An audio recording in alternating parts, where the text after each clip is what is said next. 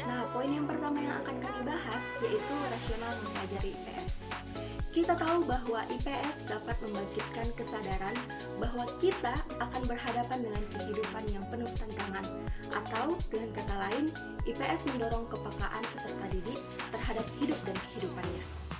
Adapun rasionalisasi mempelajari IPS untuk jenjang sekolah dasar menurut Ariesta pada tahun 2016 ada 3 poin. Yang pertama, mensistemasikan bahan, informasi, dan kemampuan yang telah dimiliki tentang manusia dan lingkungannya menjadi lebih bermakna. Yang kedua, lebih peka dan bertanggung jawab. Yang ketiga, mempertinggi rasa toleransi di lingkungan sendiri dan antar manusia. Sumber-sumber pembelajaran IPS di SD. Menurut Lina Caputra, ada 3 sumber pembelajaran IPS, yaitu yang pertama, media sebagai sumber pembelajaran. Sumber ini erat kaitannya dengan peran guru sebagai mediator dan fasilitator. Sebagai mediator, guru hendaknya memiliki pengetahuan dan pemahaman yang cukup tentang media pembelajaran, karena media merupakan alat komunikasi untuk lebih mengefektifkan proses belajar mengajar. Dengan demikian, media merupakan dasar yang sangat diperlukan yang bersifat melengkapi dan merupakan bagian integral dalam proses belajar mengajar guna mencapai tujuan pembelajaran. Yang kedua, kelas sebagai sumber belajar. Artinya, kelas sebagai sumber pembelajaran tidak terbatas pada pemeliharaan dan penciptaan suasana belajar yang efektif, melainkan juga dapat dijadikan sebagai tempat pameran hasil karya peserta didik. Yang ketiga, lingkungan sebagai sumber belajar. Lingkungan sebagai sumber pembelajaran menurut kreativitas guru untuk memanfaatkannya dan mengeliminasi kebiasaan mengajar yang rutinitas dan monoton. Terdapat 4 jenis sumber pembelajaran yang dapat dimanfaatkan dari lingkungan, yaitu masyarakat, lingkungan fisik, bahan sisa atau limbah, serta peristiwa alam dan sosial. Sekarang kita masuk ke pembahasan model-model pembelajaran IPS di sekolah dasar. Menurut Susilowati tahun 2013, terdapat beberapa model pembelajaran untuk mengatasi masalah pembelajaran IPS. Yang pertama, model inquiry. Model inquiry ini adalah salah satu model pembelajaran yang memfokuskan kepada pengembangan kemampuan peserta didik dalam berpikir reflektif, kritis, dan kreatif. Sangat sesuai dengan karakteristik materi pendidikan pengetahuan sosial yang bertujuan mengembangkan tanggung jawab individu dan kemampuan berpartisipasi aktif baik sebagai anggota masyarakat dan warga negara. Yang kedua, model pembelajaran VCT. VCT berfungsi untuk yang pertama, mengukur atau mengetahui tingkat kesadaran siswa tentang suatu nilai. Yang kedua, membina kesadaran siswa tentang nilai-nilai yang dimilikinya, baik yang positif maupun yang negatif, untuk kemudian dibina ke arah peningkatan atau pembetulannya. Jadi nilainya itu ditingkatkan atau dibetulkan, melakukan dengan beberapa inovasi. Kemudian menanamkan suatu nilai kepada peserta didik melalui cara yang rasional dan diterima mereka sebagai milik pribadi. Dan model yang ketiga, model bermain peta. Peta dan globe memberikan manfaat, yaitu yang pertama, siswa dapat memperoleh gambaran mengenai bentuk, besar, batas-batas suatu daerah. Yang kedua, memperoleh pengertian yang lebih jelas mengenai istilah-istilah geografi. Dan yang ketiga, memahami peta dan globe. Dalam memahami peta dan globe diperlukan beberapa syarat, yaitu arah, skala, lambang-lambang, dan warna.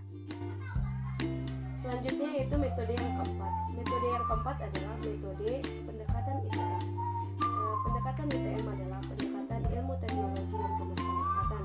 ITM dikembangkan sebagai sebuah pendekatan guna mencapai tujuan pembelajaran yang berkaitan langsung dengan lingkungan nyata, dengan cara melibatkan peran aktif peserta didik di dalam mencari informasi untuk memecahkan masalah yang ditemukan di dalam kehidupan keseharian. Dan metode yang kelima adalah metode dengan model portofolio. Di dalam buku Winaputra tahun 2008, Supriyadi menegaskan bahwa portofolio merupakan karya terpilih dari kelas ataupun siswa secara keseluruhan yang bekerja secara kooperatif membuat kebijakan publik untuk membahas pemecahan terhadap suatu masalah kemasyarakatan.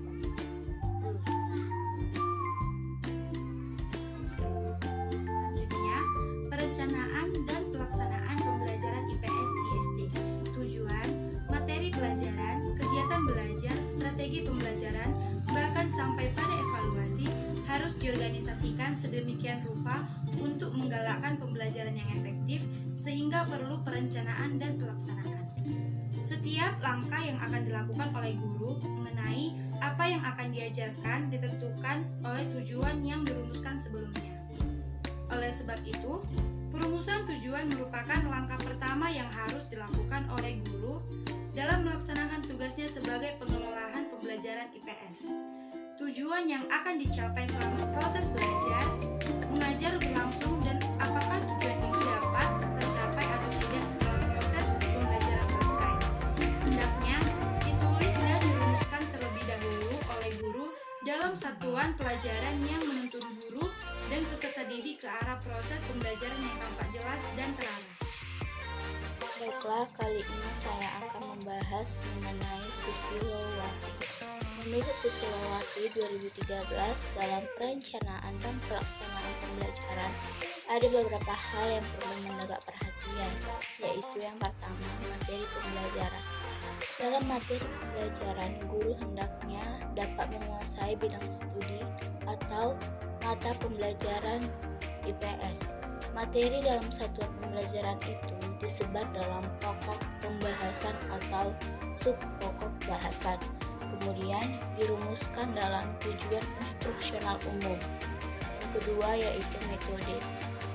Uraian tentang metode ini membahas mengenai metode apa saja yang akan digunakan dalam kegiatan pembelajaran sesuai dengan tujuan pendidikan yang hendak dicapai. Alat sumber belajar dan media perlu diketahui dan disiapkan dalam metode. Yang ketiga, pemanfaatan lingkungan sekolah.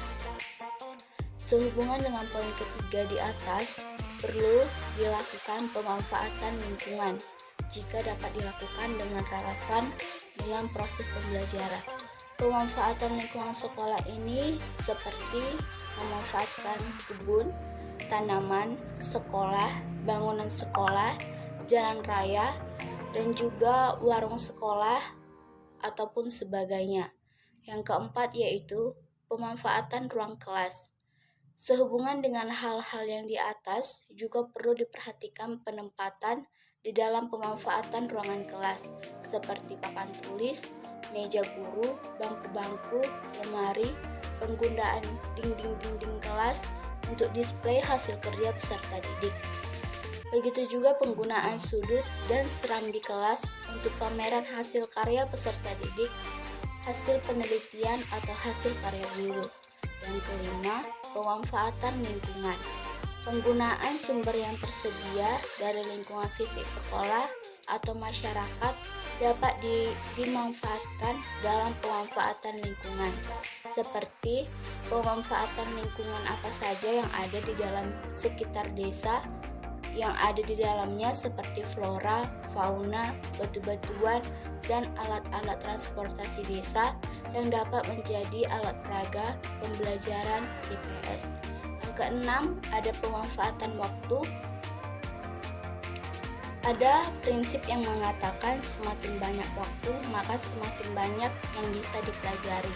Maka dalam pemanfaatan waktu ini, alokasi waktu perlu diatur sebaik-baiknya dalam jadwal kegiatan yang akan dilaksanakan.